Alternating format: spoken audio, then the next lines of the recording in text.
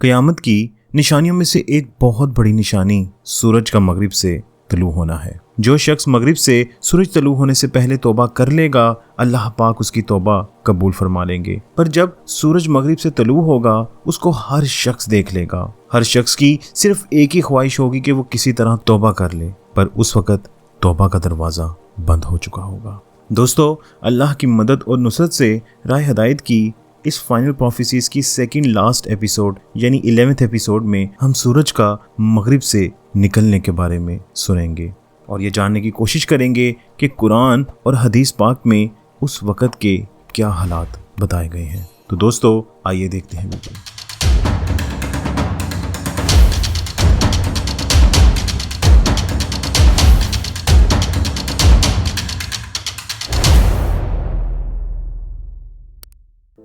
अस्सलाम वालेकुम, आप देख रहे हैं राह हदायत टीवी और मैं हूं रज़ा मकसूद। तमाम तारीफ़ें अल्लाह रब्बुल इज़्ज़त के लिए कि जिसने हमें ईमान की नेमत से सरफराज फरमाया और बेहद दुरूद व सलाम जनाब रसूल अल्लाह सल्लल्लाहु अलैहि वसल्लम पर कि जिनको अल्लाह ने सरताज रसूल और ख़ातमुन नबिय्यीन बनाया।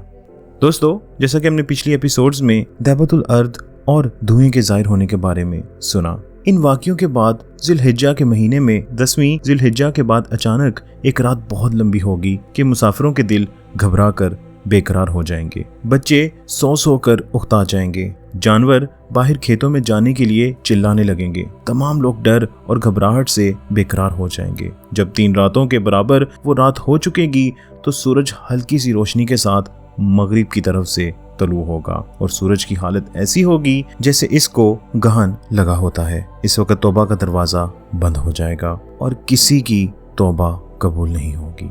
दोस्तों, अल्लाह रब्बुल इज़्ज़त सूरह अल इनाम की आयत नंबर 158 में फरमाते हैं, ये ईमान लाने के लिए इसके सिवा किस बात का इंतजार कर रहे हैं कि इनके पास फरिश्ते आएं या तुम्हारा परवरदिगार खुद आए या तुम्हारे परवरदिगार की कुछ निशानियां आ जाएं। हालांकि जिस दिन तुम्हारे परवरदिगार की कोई निशानी आ गई, इस दिन किसी ऐसे शख्स का ईमान इसके लिए फायदेमंद नहीं होगा जो पहले ईमान ना लाया हो या जिसने अपने ईमान के साथ किसी नेक अमल की कमाई ना की हो। लिहाजा इन लोगों से कह दो कि इंतजार करो, हम भी इंतजार कर रहे हैं।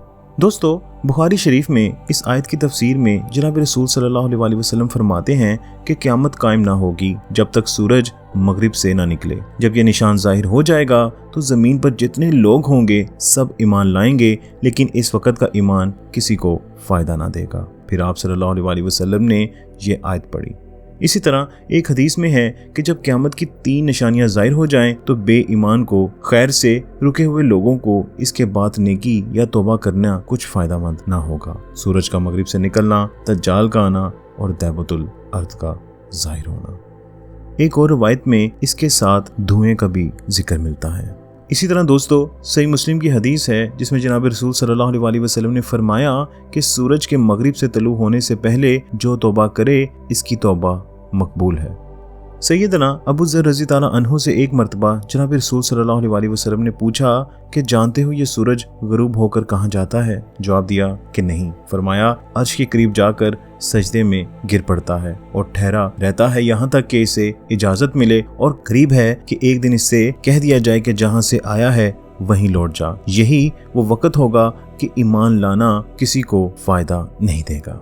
दोस्तों, एक बार हज़रत हुज़ैफ़ा रज़ी ताला अन्हु ने जनाब रसूल सल्लल्लाहु अलैहि वसल्लम से ये दरियाफ्त किया कि सूरज के मगरिब से तलू होने का निशान क्या है। तो आप सल्लल्लाहु अलैहि वसल्लम ने फरमाया, वो रात बहुत लंबी हो जाएगी, तकरीबन 2 रातों के बराबर। लोग मामूल के मुताबिक अपने काम काज में होंगे और तहज्जुद गुजारी में भी। सितारे अपनी जगह ठहरे हुए होंगे, फिर लोग सो जाएंगे, फिर उठेंगे, काम में लगेंगे, फिर सोएंगे, फिर उठेंगे, लेकिन देखेंगे कि ना सितारे हटे हैं ना सूरज निकला है। वो करवटें ले लेकर थक जाएंगे, लेकिन सुबह ना होगी। अब तो घबराए जाएंगे और दहशतज़दा हो जाएंगे, मुंतज़िर होंगे कि कब सूरज निकले। मशरिक़ की तरफ नजरें जमाए हुए होंगे कि अचानक मगरिब की तरफ से सूरज निकल आएगा। इस वक्त इस ज़मीन पर जितने भी इंसान होंगे वो चाहेंगे कि वो मुसलमान हो जाएं, लेकिन इस वक्त का ईमान इनको कोई फ़ायदा नहीं देगा। एक हदीस में है कि अल्लाह ताला ने मगरिब की तरफ एक बड़ा दरवाज़ा खोल रखा है जिसकी चौड़ाई 70 साल की है। ये तौबा का दरवाज़ा है, ये ना बंद होगा जब तक सूरज मगरिब से ना निकले। दोस्तों, एक रवायत में है कि 3 मुसलमान शख्स मरवान के पास बैठे हुए थे। मरवान इनसे कह रहा था कि सबसे पहली निशानी दज्जाल का खरूज है। ये सुनकर ये लोग सैयदना अब्दुल्लाह बिन उमर रज़ी ताला अन्हु के पास गए और ये बयान किया। आप रज़ी ताला अन्हु ने फरमाया, इसने कुछ नहीं कहा। मुझे जनाब रसूल सल्लल्लाहु अलैहि वसल्लम का फरमान खूब याद है कि सबसे पहली निशानी सूरज का मगरिब से निकलना और दैबतुल अर्द का दिन चढ़े जाहिर होना है। इन दोनों में से जो भी पहले जाहिर हो, इसके बाद दूसरी जाहिर होगी। अब्दुल्लाह बिन उमर किताब पढ़ते जाते फरमाया, मेरा ख्याल है कि पहले सूरज का निशान जाहिर होगा।